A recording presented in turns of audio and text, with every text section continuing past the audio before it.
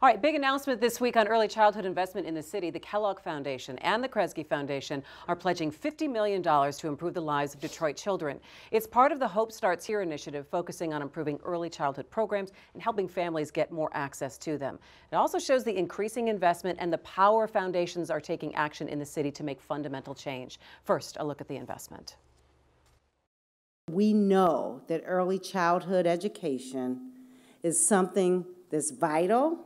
It's critical, and it will create the future success of our children and the city of Detroit. We all know that a framework is just the first step. We have to translate its far-reaching, its smart, and its practical recommendations into tangible, powerful action. And that is exactly what we intend to do. The announcement of a $50 million investment from the Kellogg and Kresge Foundations for early childhood intervention for Detroit kids is all part of a 10-year coordinated plan focusing on support for families. The funding will be used on a range of needs, from building an early childhood center to fixing existing facilities, increasing wages for caregivers, establishing a cohesive advocacy network, and connecting families to needed services. The three major strategies that we are looking at is working with the state and local partners to improve the quality of formal and informal care settings. You saw that in the imperatives. We will invest in programs and initiatives that provide training and support for child care teachers, staff, and enhance staff salaries, benefits, and incentives. We will support partnerships with the government and private sector that expand access to high-quality care services and resources, and we will focus on eliminating barriers that make high-quality care more accessible to low-income parents, collaborating with partners to offer scholarships that help eliminate the financial burden of child care costs for low-income families. This is the beginning, but can go a long way to supporting parents and children that can translate to success once they get to school. In Detroit or throughout the country, we don't have an achievement gap. We have an equity gap. We have an equal opportunity gap. We have a resource gap. That's what we have. And for decades, we've been blaming children and parents in neighborhoods and communities and not really calling out that we have an equity issue. We have an equal opportunity issue. And when we invest in early learning, we invest in creating the foundation so that our children can have an equal opportunity to compete in a very competitive and frankly unjust world.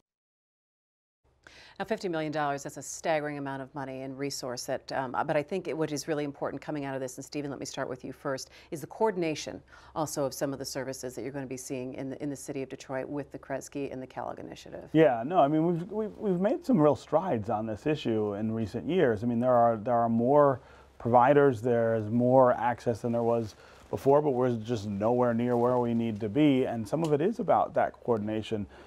One of the interesting developments here is that move by Kresge to join. I mean, Kellogg has been in this space for a really long time, and this is one of their sort of pillars. Kresge moving in with them, I think, adds another sort of heavyweight to the conversation, and in a big way. I mean, not a small move on their part. And what I would hope comes out of that is, again, a more strategic effort to make sure that access to these things is what people have. I mean, there's entire parts of the city where you don't have any access, but then there are some parts where things have gotten a lot better. You want to even that out, I think. You know, Nolan, and it's also this really big picture if you step back and take a look at, again, foundations stepping in the city of Detroit with major resource saying, all right, we have the ability to impact change, especially in the early childhood arena? Well, I mean, it comes, we've talked about this, the shift now towards the neighborhoods of the foundation's attention. You know, they've put a lot of money into downtown redevelopment, downtown projects, Q-Line, Riverfront, other things. Now you're seeing that money going into neighborhoods. And,